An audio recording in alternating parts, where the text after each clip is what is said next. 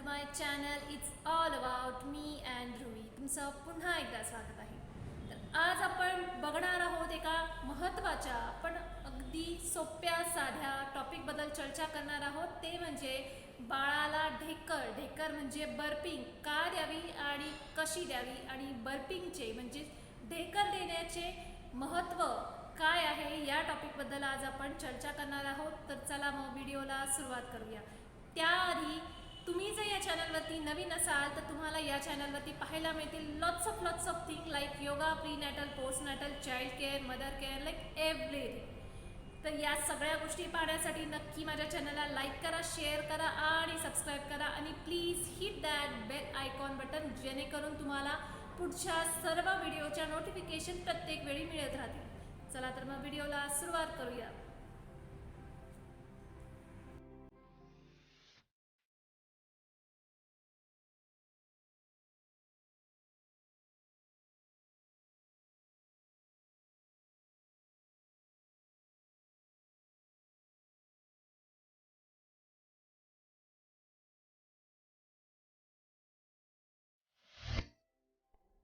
सर्वात महत्त्वाचं म्हणजे बर्पिंग म्हणजे ढेकर काय असते, काय प्रकार असतो. आता ढेकर म्हणजे जे आपल्या शरीरामध्ये बाळ जेव्हा फिडिंग करत असतं, बाळ जेव्हा दूध पित असतं, तर दूध पित असताना बाळा त्याबरोबर हवा देखील स्वॅलो करत असतं, आतमध्ये घेत असतं, आणि ती हवा शरीरात जाऊन त्याचे गॅसेस तयार होण्याचे चान्सेस जास्त राहतात. आता हे गॅसेस तयार होऊ नये म्हणून आपल्याला बाळाला ढेकर म्हणजे ती हवा जी आतमध्ये गेलेली आहे ती बाहेर आणण्यासाठी आपल्याला काही स्पेसिफिक टेक्निक वापरून ती हवा बाहेर आणायची आहे. ती आपण थोडासा आवाज येतो ती बाहेर येत असताना, अर्थातच या गोष्टीलाच, या कन्सेप्टला बर्पिंग म्हणजे ढेकर देणं म्हणतात. अर्थातच आतमध्ये गेलेली हवा चुकून बाळाने जी स्वॅलो केलेली असते, आतमध्ये नेलेली असते फिडिंग करत असताना, ती आपल्याला बाहेर काढायची आहे, जेणेकरून बाळाला गॅसेस होणार नाही. याला आपण ढेकर असं म्हणतो. आता त्या ढेकर देण्यासाठी काही टेक्निक आहेत, त्या आपण नक्कीच आता या व्हिडिओमध्ये पाहणार आहे. तर ढेकर काय आपण हे पाहिलं. तर ढेकर का द्यावी, तर अर्थातच मी तुम्हाला सांगितलं जसं की ढेकर दिल्याने बाळाच्या आतमध्ये शरीरामध्ये गेलेली जी हवा असते त्या हवेमुळे, हवा अर्थातच गॅसेस आपण ज्याला म्हणू शकतो, त्यामुळे बाळाच्या पोटाला किंवा बाळाला त्रास होऊ शकतो गॅसेसमुळे, जर पोटात गॅसेस तयार झाले तर. आणि त्यामुळे बाळाची अर्थातच थोडीशी पचन संस्था किंवा थोडीशी सिस्टीम जी आहे ती थोडीशी डिस्टर्ब होऊ शकते. म्हणून बाळाला ढेकर देणे हे फार महत्त्वाचे आहे. आता बाळाला ढेकर दिल्याने काय फायदे होतात, तर सर्वात महत्त्वाचा फायदा जो आहे तो त्याची सिस्टीम जी आहे, इंटरनल सिस्टीम ही पूर्णपणे हेल्दी राहते. दुसरा फायदा म्हणजे बाळाला कोलिक म्हणजे पोटाचे काही विकार असतात किंवा पोट दुखणं वारंवार, पचनाचे त्रास होणं, या सर्व गोष्टी अवॉइड करू शकता. या सर्व गोष्टींचा त्रास बाळाला होत नाही आणि अर्थातच बाळ पूर्णपणे व्यवस्थित राहतं. हे झाले सगळे फायदे, आणि बाळाला ढेकर देणं यामुळे फार महत्त्वाचं आहे. आणि या सर्व गोष्टी झाल्यामुळे बाळ अर्थातच शांत झोपतं, कारण बाळाच्या पोटामध्ये गॅसेस नसतात. गॅसेस नसल्यामुळे बाळाचं पोटही व्यवस्थित राहतं. जे काही खाल्लेलं आहे, जे काही पिलेलं आहे ते पचनी लागतं आणि बाळ शांतपणे झोपतं. आता बर्पिंग म्हणजे ढेकर ही किती वेळा द्यायची असते आपल्याला, बर्पिंग ही कशा प्रकारे द्यायची हे पण बघूया. तर किती वेळा द्यायची, जेव्हा बाळ प्रत्येक फिडिंगच्या वेळेला, ब्रेस्ट फिडिंग जर करत असेल तर प्रत्येक फिडिंग झाल्यानंतर आपल्याला बाळाला ढेकर देणं फार महत्त्वाचं आहे, जेणेकरून राहिलेली जी हवा असते ती ढेकर दिल्याने बाहेर पडेल. आणि जर बाळाला थोडंसं अनकम्फर्टेबल होत असेल, जर बाळ दूध पिताना व्यवस्थित दूध पित नसेल, तर बाळाला आपण आधी बर्पिंग करून घ्यायचं आहे, बाळाला ढेकर देऊन घ्यायची आहे, आणि त्यानंतरच बाळाला आपल्याला फिडिंग करायचं आहे, ब्रेस्ट फिडिंग करायचं आहे, किंवा वरचं जे काही थोडंसं सुरुवात जर केलेली असेल तर तुम्ही सुरुवात करू शकता. त्याआधी बाळाला ढेकर देऊन घेणं फार महत्त्वाचं आहे. आता या झाल्या ढेकर का द्यायची आणि किती वेळा द्यायची आणि त्याचे फायदे काय आहेत. आता ढेकर द्यायची कशी हे फार महत्त्वाचं आहे.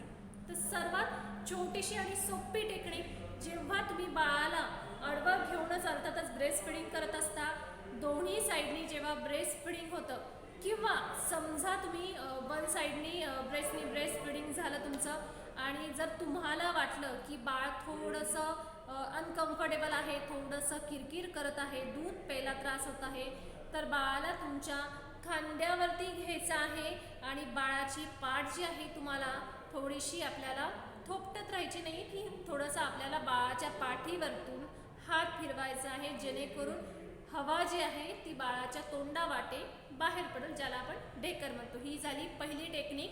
बाळाला खांद्यावरती झोपवायचं आहे. खांद्यावरती जसं आपण कडेवरती घेतो तशा प्रकारे आपल्याला ढेकर द्यायची आहे. दुसरी टेक्निक, बाळाला मांडीवरती घ्यायचं आहे आणि बाळाचं डोकं, हनवटी जी आहे ती धरायची आहे आणि आपल्याला पाठीवरतून मागून असा आपल्याला बाळाच्या हात फिरवायचा आहे पाठीवरून. फक्त पुढे हनवटी धरायची आहे, कारण बाळ छोटंसं असल्यापासूनच आपल्याला करायचं आहे. बाळ जर छोटं असेल तर तसंच मान धरत नसल्यामुळे आपल्याला बाळाची हनवटी धरून बाळाला सरळ करून मांडीवरती बसून आपल्याला बाळाच्या पाठीवरून ढेकर द्यायची आहे. तर ह्या झाल्या 2 सोप्या टेक्निक. तर अशा प्रकारे आपण पाहिलं की ढेकर का द्यायची आणि कशी द्यायची आणि किती वेळा द्यायची. तर या छोट्याशा गोष्टी आहे आणि जेणेकरून बाळाची तब्येतही चांगली राहणार आहे, जेणेकरून गॅसेसचे देखील प्रॉब्लेम्स होणार नाही आहेत, कफचे प्रॉब्लेम होणार नाहीत. ही एक ढेकर देणं फार फार महत्त्वाचं आहे. म्हणून कधी कधी तुम्हाला जर वाटलं की बाळाला त्रास होतोय तर आधी ढेकर देऊन घ्यायची आहे. पण त्या व्यतिरिक्त देखील असं देखील होतं की काही बाळं ढेकर देतच नाही. तर जरुरी नाही की ढेकर बाहेर निघालीच पाहिजे, बर्पिंग झालंच पाहिजे. Not necessary, not at all. काही बाळांमध्ये ती टेंडन्सी नसते किंवा नॅचरली त्यांना ढेकर नाही आहे, तर फोर्स करायचा नाही. महत्त्वाचं काय आहे की आपण जे काही बाळाला फिडिंग केलेलं आहे ते बाळाच्या पोटापर्यंत व्यवस्थित जाणं हे फार महत्त्वाचं आहे. कारण बाळ झोपून दूध पितंय, म्हणून ते व्यवस्थित पोटापर्यंत जाण्यासाठी देखील आपल्याला बाळाला खांद्यावर घ्यायचं आहे आणि बाळाला पाठ थोपटली आणि बाळाचं 2 मिनटं अगदी आपल्याला वाट पाहायची आहे. बाळाने जर ढेकर दिली नाही तर फोर्स करायचा नाही आपल्याला. फक्त आपल्याला पाठ थोपटून बाळ व्यवस्थित वाटलं, अर्थातच त्याचे फेशियल एक्सप्रेशन आपल्याला लक्षात येतीलच. कम्फर्टेबल वाटलं तर बाळाला तुम्ही आडवं घ्या आणि झोपायला आलं तर झोपवा. अगदी ढेकर येण्यापर्यंतची वाट पाहू नका. तर ढेकर ही आलीच तर वेल अँड गुड, नाही आली तर फोर्स करू नका. ठीक आहे. तर आपण ह्या गोष्टी बघितल्या बर्पिंगबद्दलच्या. अर्थातच नक्की आपण व्हिडिओ आवडला तर लाईक करा, शेअर करा आणि सबस्क्राईब करा. तुमच्या काही क्युरीज असतील, काहीही कुठल्याही प्रकारच्या गोष्टी जर तुम्हाला क्युरीज असतील की कुठल्या गोष्टी आपण केल्या, ज्या तुमच्या एक्सपिरियन्स आहे ते देखील तुम्ही माझ्यासोबत शेअर करू शकता. नक्की मला कमेंट थ्रू कळवा तुम्हाला काय वाटतं, किंवा काही पर्सनल क्वेश्चन असतील तुमचे लेडीजचे तर मला मेल देखील करू शकता. अर्थातच अशाच काही इंटरेस्टिंग गोष्टी घेऊन आपण पुढच्या भागात पुन्हा एकदा भेटणार आहोत. तोपर्यंत नमस्कार.